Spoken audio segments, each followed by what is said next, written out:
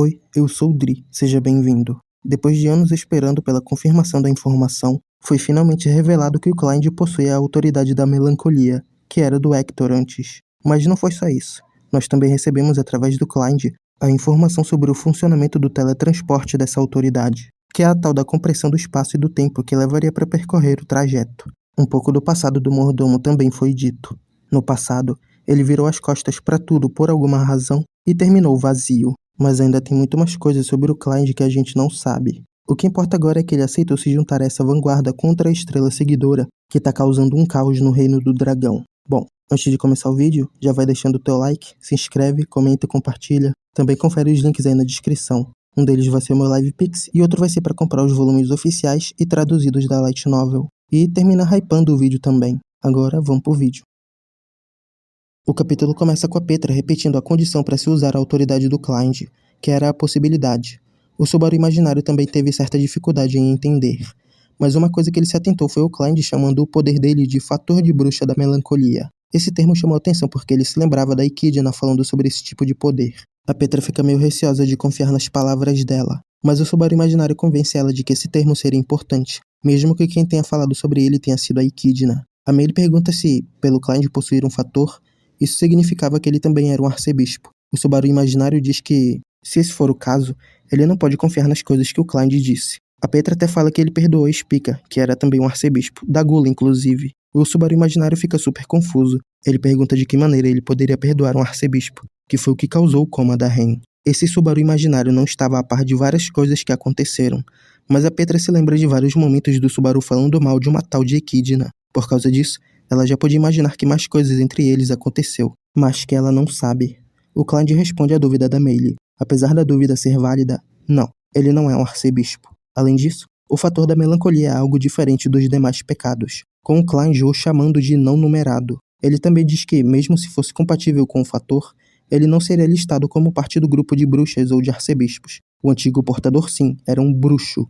Mas o Clind diz que ele foi nomeado como tal não por ele mesmo, mas que a esposa do bruxo da melancolia o nomeou assim. O nomeou bruxo. O Subaru imaginário até faz uma piadinha aqui, dizendo que o cara era chamado de bruxo e não de homem-bruxa. Essa piada faz mais sentido em japonês. Eu vou explicar ela no final do vídeo, já que ela vai se conectar com o terceiro capítulo de Nostelo no Life, que eu vou fazer resumo sobre. A Petra pergunta se o Clind é o bruxo da melancolia e ele diz que não. Ele não é compatível com o fator e, por isso, precisa de compensação para usar a autoridade. O Clind ainda explica que aqueles compatíveis com o fator que possuem não precisam dessa compensação para usar seus poderes. É um direito desses indivíduos a capacidade de reescrever o mundo, como reconhecido pelo próprio Od Laguna. A Petra pergunta se ela poderia usar a autoridade à vontade se estivesse com ela. O Subaru imaginário é totalmente contra essa ideia, mas a Petra diz que o retorno do Subaru também é um fator de bruxa, igual ao que o Clind está falando. O Subaru imaginário, ao ouvir as palavras da Petra, se lembrou da Equidna falando sobre o fator da preguiça que ele tinha tomado do seu antigo portador há alguns dias atrás.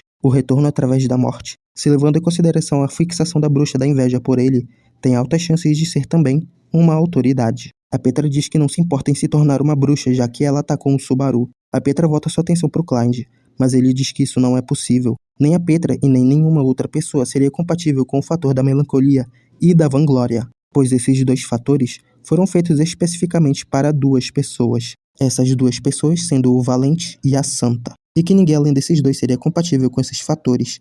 Além disso, mesmo esses dois tiveram suas mentes corrompidas. A Petra deduziu que o Valente era o bruxo da melancolia e que por o Clind possuir o seu fator, esse bruxo não era mais vivo. A Petra pede para que o Clind explique mais sobre a tal da compensação. O Clind começa a explicação repetindo as palavras que ele disse. A compensação é a possibilidade, a capacidade de influenciar o mundo. Por exemplo, no caso de uma magia que pode conjurar fogo, a possibilidade para essa magia é muito vasta. Serve para cozinhar, para uso em metalurgia e etc. A Petra pergunta se, caso essa magia fosse usada como compensação, tudo o que seria causado por essa magia desapareceria. O Clind diz que, em seu lugar, permanecerá uma vaga onde a possibilidade teria sido originalmente utilizada. No lugar dessa vaga é que a autoridade da melancolia seria usada. A Petra tinha entendido como a autoridade funcionava.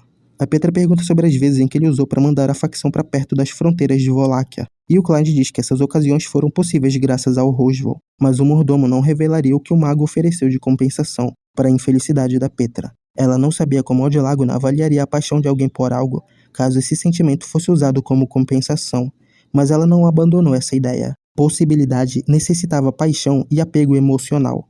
De maneira nenhuma essa troca daria certo sem o apego, principalmente se for para recuperar algo importante. A Meili diz que tem algo que pode oferecer. O Subaru imaginário pede para Petra não deixar isso acontecer e a Petra age de acordo. Ela diz para Meili que, se ela oferecer a própria proteção divina, a Meili seria reduzida a algo inútil. A Meili não gostou do jeito que a Petra falou, e a Petra se corrige, dizendo que a Meili seria reduzida a uma garotinha fofinha. As duas escutam a voz de outra pessoa falar. Era a Flan. Ela enfim acordou e disse que a comunicação com a irmã dela agora era possível, e que também é possível entrar em contato com a Felt, através da Graces. Essa era uma boa oportunidade para se juntar com os outros. Esse problema que o Al causou era agora um problema do reino também, ou até do mundo inteiro, já que a bruxa foi provocada a aparecer, iniciando uma luta contra o Reinhard. A Flan inicia a comunicação, mas a Meili pergunta sobre a compensação. A Petra diz que já se decidiu quanto a isso. Ela pede para o Subaru imaginário cobrir as orelhas e pergunta para o Clyde se o que ela pensou poderia servir de compensação. O Clyde diz que é possível, mas pergunta se ela tá certa disso. A Petra desconversa dizendo estar feliz com a resposta dele. Ela olha para o lado e vê o Subaru imaginário tirando as mãos da orelha. A Petra olha para ele, chama o seu nome e diz que o ama. E assim, eu finalizo esse resumo. Bem curioso o Clyde se referir à melancolia e vanglória como supranumerário. Eles realmente não coexistiam com os fatores naturais no princípio. É diferente da vida real, onde melancolia foi substituído por preguiça por ser muito vago. O mesmo caso aconteceu com vanglória, inclusive. Vanglória e orgulho na vida real foram mesclados e se tornaram soberba. Talvez isso seja indício de algo, mas eu não sei o que seria. Aliás, foi por isso que eu usei esse termo no resumo passado do Arco 9, porque foram criados especificamente para o Valente e para a Santa. É estranho o Hector ser referido como o Valente. Ele não parece nada com esse arquétipo. É esperado que esse tipo de personagem seja mais proativo. É bem contraditório justo o Valente ser agraciado com o fator da melancolia, algo totalmente contrário à imagem alegre e de bravura que um personagem valente mostraria. O Clyde disse que mesmo os dois indivíduos que eram compatíveis com esses fatores tiveram a mente corrompida. Essa declaração tem muita coisa estranha. Primeiro é a face que o Clyde estava fazendo quando disse isso. Ele fez uma cara de tristeza. Isso é esquisito porque sugere uma proximidade mais amigável entre ele e os dois. O Clyde disse que teve que deixar as coisas para trás no passado. Será que eles foram uma dessas coisas? Ele ter essa amizade com eles pode parecer estranho a princípio, mas essa questão da corrupção acaba tornando qualquer vínculo entre lado do herói e lado do vilão possível, principalmente em um passado desconhecido. Agora sobre a piada do Subaru, sobre o tal do Homem-Bruxa. Esses dois aí na tela são os kanjis que formam a palavra bruxa, com isso aqui significando mulher. Mas bruxo é formado por esse kanji e esse negócio que significa pessoa. Essa formação que resulta em bruxo é o jeito que a obra se refere ao masculino de bruxa. O negócio é que essa formação, se lida sem nenhum contexto, também pode ser lida como diabo. A piada do Subaru é que bruxo é escrito assim e não assim, que seria o jeito mais literal de escrever bruxo, mas essa é uma palavra que não existe. Por isso Subaru fez a piada sobre bruxo ser escrito de um jeito e não de outro. E sobre isso se conectar com a side story, eu falarei sobre no resumo da side story em si. Se alguém não entendeu o funcionamento da compensação, eu tenho um exemplo muito bom. Brasileirão. No futebol, a tabela de times é dividida em séries. Série A, Série B.